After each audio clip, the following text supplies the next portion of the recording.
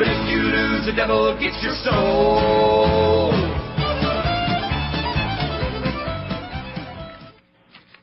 The devil ain't gonna get your soul, is he? No, not mine. How you doing this But morning? he heads out. I'm doing okay. Actually, it's a good day. How are you doing? Well, I'm doing pretty good. Pretty good. Look, you just kind of stole a little bit of my thunder. I'm afraid. I was going to tell you about some things, and apparently you already know about some of it. I guess. One of my patients posted something because she found him and told me about it. But go ahead, give me your thunder.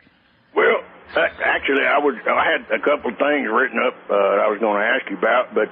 You know, my brother Barney, he tells me I spend too much time on the phone with you, and he said, man, I want to hear somebody else. I'm sick of hearing my brother on the air all the time. Maybe somebody besides old Barney Arnie here may give you a call. You know, I wish Barney would give you a call, but he's kind of shy, kind of stupid too, really. But anyway. Yeah. Okay. But anyway, yeah, We done found out that you definitely ain't no witch, because it don't look like you done turned old Dr. Sanjay into a toad. Oh, really? I kind of thought you might have for a little bit, but, you know, I said last week that it ain't quite like a loudmouth to just, you know, shut up. But she did for about almost a month. Just run out of gas, I guess. I don't know. I figured she either got turned into a toad or else she was a scheming. Well, now I do believe she was a scheming, because just the other day, it couldn't have been more than 2 days ago. Her little sidekick, you know what a sidekick is, you know, like Baba Booey, or Rimshot, or Barney Fife, Tonto, whatever. This sidekick calls herself Love Star, and some number. You know, first off, I really don't like these people with nicknames with numbers after them, because all that says is that they ain't got no imagination, because they had to add a number because the name was already taken. You know. Yeah. Anyway, sometimes she calls herself Trekkie too, but I don't know. Maybe she's got pointed ears and green blood. I don't know, but. Out of nowhere, a couple of days ago, she puts this post on Dr. Sanjay's page. Can I read a quote, or can we do that? Yeah, sure. Yeah, sure. Go ahead. All right, I'm just going to read this. Holy junk. What is holy junk? Is that like plastic statues or something? I don't know. You tell me. Holy junk. You guys are unbelievable. Don't you ever shut up. You know what? Know my name, Becky Trekkie. That's a run-on sentence. You know, if I'd put that on junior high school paper, I'd have got an F. Anyway. I know. I am going to exploit your company for what you really are. Ain't that a threat?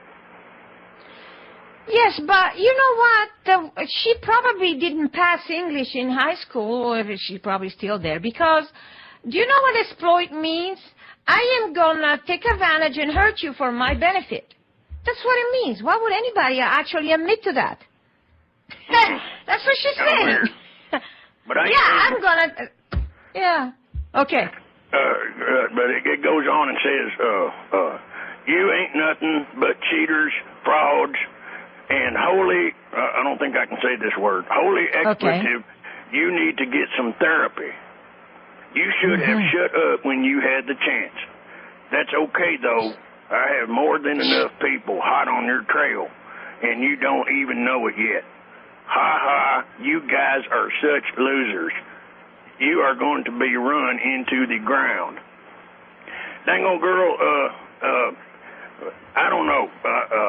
I don't know.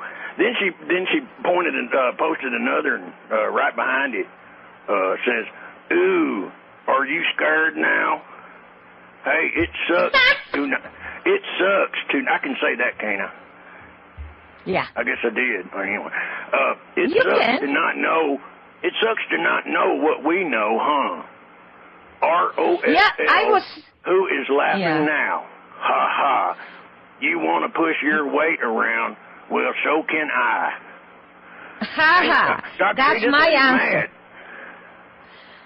Actually, that's what I am saying. Everything that she says about being shady applies to this group out there on the web, and it applies that they should have shut up when they had the chance, and it applies to them that they really are dishonest to the bone, and it's all like everything that she says is actually a description of what they are. A description, and I wouldn't use their language because that's pretty much from a stupid person or somebody that is a stupid kid is still in high school.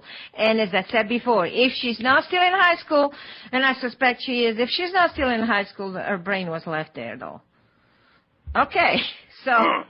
Well, yeah, you know, that's I my view even, once I saw this, I was kind of looking for your boy, you know, old Dog Doohickey or whatever his name is, to come in there and raise some hell with her, but I guess he ain't interested. But before I knew She's such an idiot.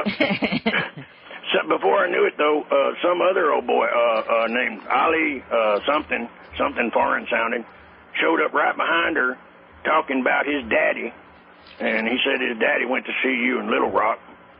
Then, you know, it almost sounded like he read and regurgitated all those old Hellraiser blogs, even some of even that news article. He starts in talking about your laser burns human tissue, and you burnt his daddy. Then he starts using words like false hope. Now, tell me, Dr. Carpenter, where have you heard that phrase before? Seems like I remember a news article where they said false hope about 10 times in a row, don't you? Yeah, and, you know, the problem is that these people are basic cowards. They use a fake name. They don't give the name, and this has happened many times before. They don't give the name of the patient, and they think with that they can get away to making claims that do not correspond to reality. The problem is that the truth always have a way to surface. And I know my patients. I know who came to me. I don't have thousands of patients, and I have a lot of interest in them, so I keep track of them, contrary to what they claim. They all claim I don't keep track. I take their money, and then they're gone, and I don't keep an eye on them. I don't try to help them. But I know exactly who this guy is. And really? He's using the name, yes, he's saying Alhimik, which rhymes with Mujik, and that's about a pretty good description. But I know who he is, and I know who he's What does that trying. mean? What it means is What's Mujik or whatever? Mujik is a poor Russian farmer. Oh, That's okay. what a Mujik is. Okay. And, of course, they are all poor farmers in Russia because with the communism, they didn't own anything. They didn't own that. They worked at the slavery level. They didn't own the land they worked on. So it was just... But anyway, so they were all poor. But that's another story. It's just that he picked that name. That it's just the first thing that got to my mind is that rhyme with Mujik, which is pretty much fits. But anyway, first of all, he does not describe the case of his father. He said he had melanoma, but he did not describe his situation. His father had melanoma. He had everything possible and imaginable that the system can offer. Chemo, radiation, surgery, removal of lymph nodes, all the average torture. And then, of course, the melanoma came back. And I'm telling you, this is only done trying to discredit Darian that talked about his melanoma experience. All these people are trying to do that. But the fact about the father of this guy is that when the melanoma came back, he went back and had more and more and more and more and more and more chemo. Give it to me, more and more. Well, really? Melanoma, yeah, well, melanoma has a way. In his post. Yeah. No, he didn't say any of that. And there is more. A melanoma has a way, there is a lot more. Melanoma has a way, just for the particular nature of melanoma, that it doesn't really respond to chemo. Actually, what it does, it gets worse. The more chemo you give him, the worse the melanoma spreads. It gets worse and worse. And that's what happened to his father. It got worse and worse with all the chemo he got. That's why they told him to go home, that he was a dead man. So he was sent home because he was dead. They could not do anything to him anymore, and all he was facing is death. So Okay. how bad off was it when he actually came to you the first time? He came to me, and by the way, I'll explain why he said he came more than once. When he came to me, he had, I don't know, my whole 20 times. Sorry, go ahead. No, that's another lie. These people are unbelievable, okay? They are unbelievable. The son gave me misinformation on the size, which happens all the time, on the size of the growth. So I scheduled the average, which is 5 days.